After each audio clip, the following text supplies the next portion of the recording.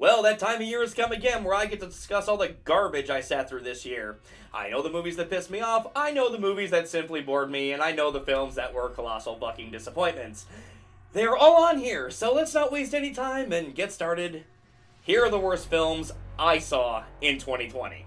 Now, to give you guys a little context here, numbers 10 through 8 were all movies that I was highly anticipating, and to say that all three of them let me down would be an understatement. All three of them were train wrecks that pissed me off at every turn, and putting them this low on the list felt like an honest-to-God chore.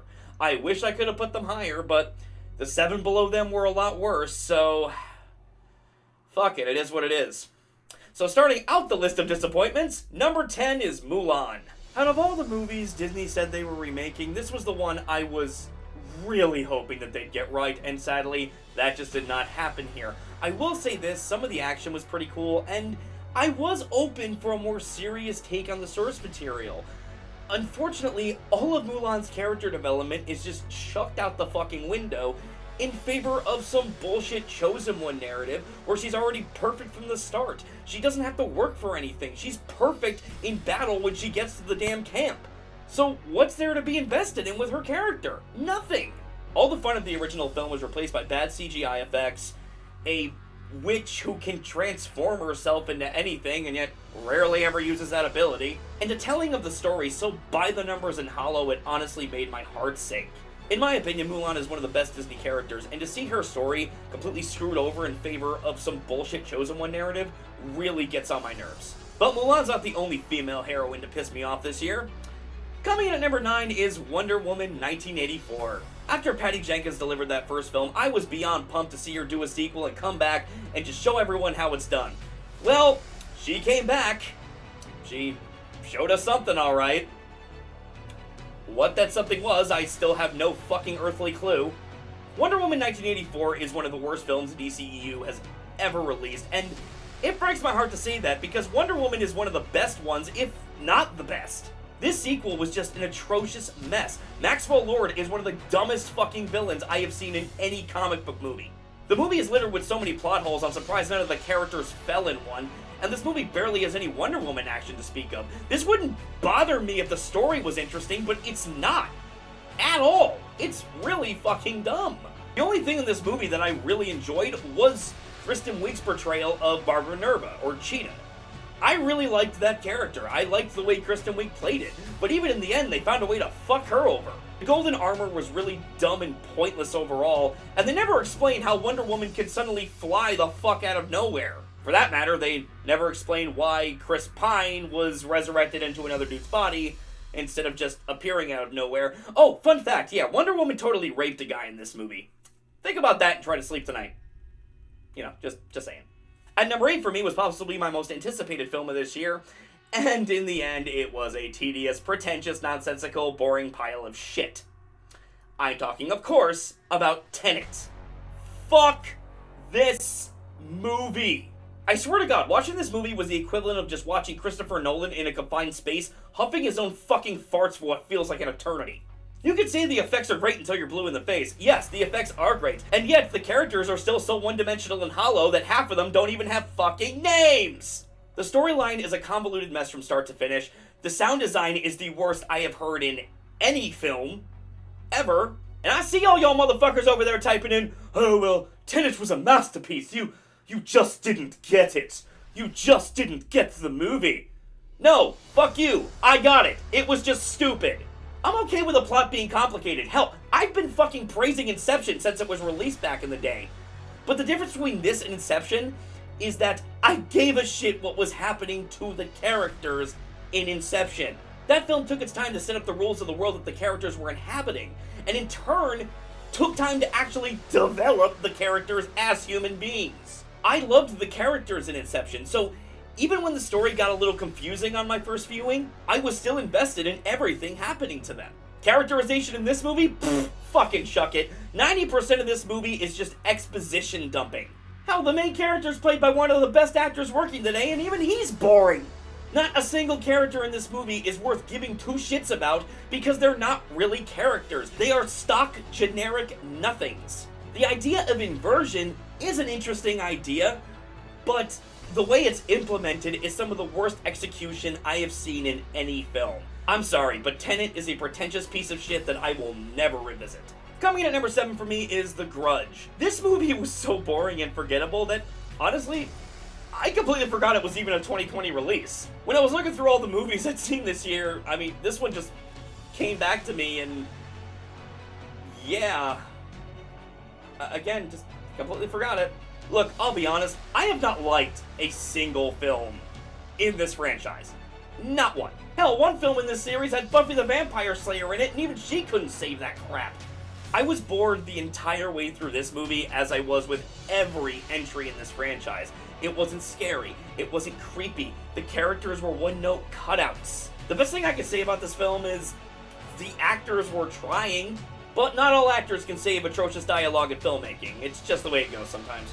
At number 6 is Doolittle, the adaptation of the story released at the beginning of the year that's all of us, including Robert Downey Jr., I'm sure would like to forget. I don't know if there was a bunch of rewrites or studio interference for this movie or whatever, but I'm sorry, Robert Downey Jr., I gotta ask, how do you follow up the end of Iron Man with this?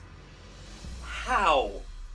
I don't know, the bad career choice is a bad career choice. Say what you will about the Eddie Murphy version of Dr. Doolittle, I at least laughed in that one. This latest remake of Dr. Doolittle is absolutely joyless. It's a shame too, because there's a pretty good cast in this film. Aside from Robert Downey Jr., you got Tom Holland, Octavia Spencer, Michael Sheen, Antonio Banderas.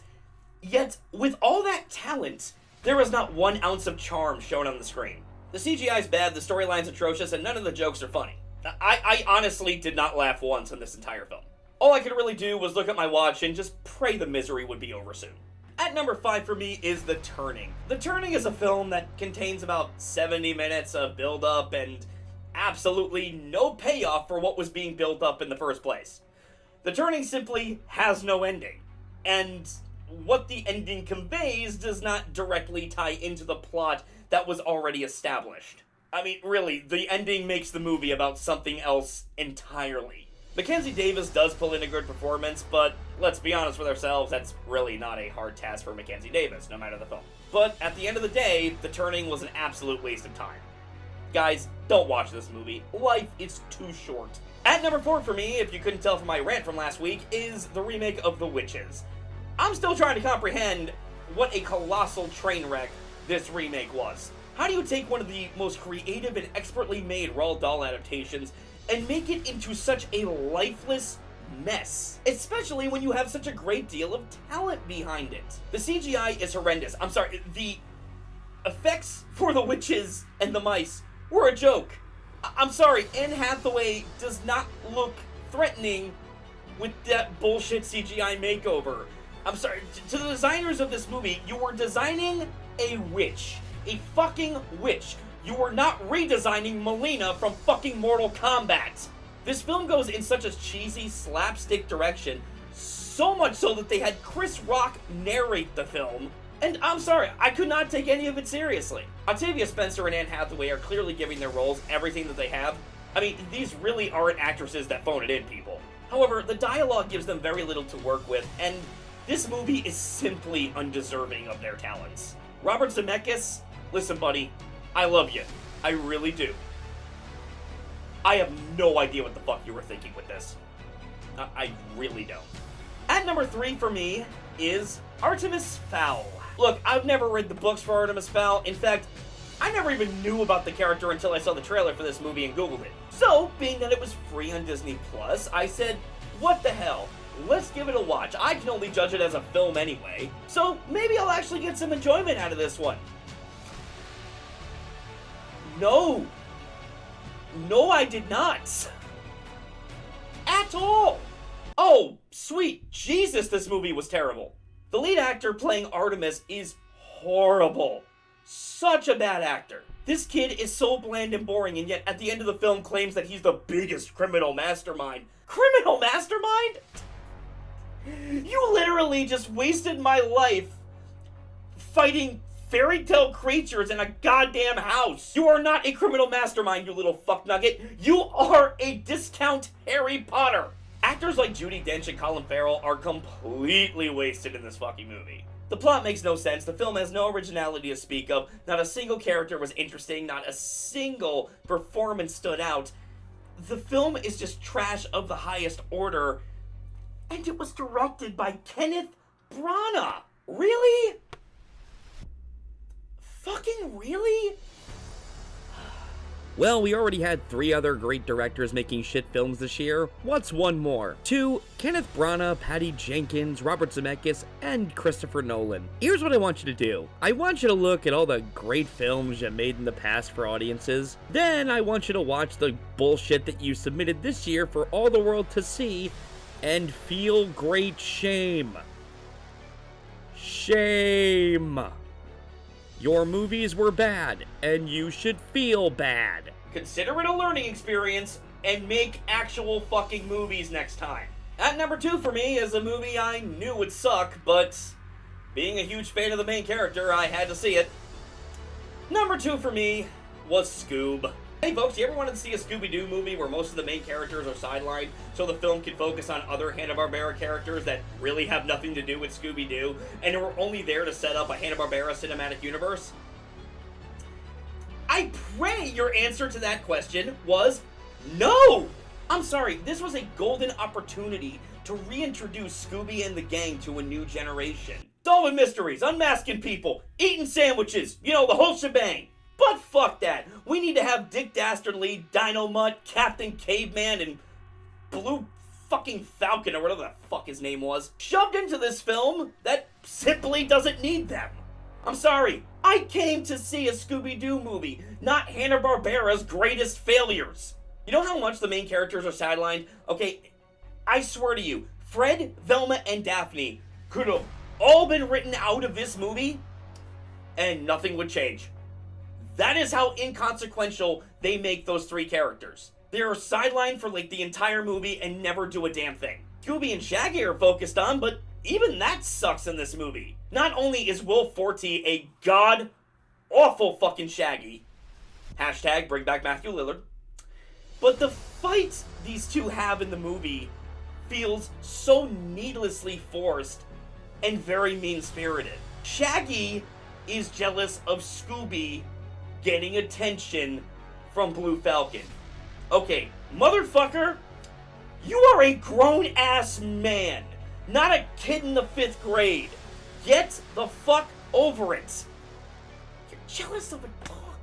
What the fuck is this movie? The jokes weren't funny, the cameos were beyond annoying, the plot is all over the place, and when all is said and done, this is not a Scooby-Doo movie. But whatever it is, it can kiss my ass. And coming in at number 1 for me is, of course, Fantasy Island.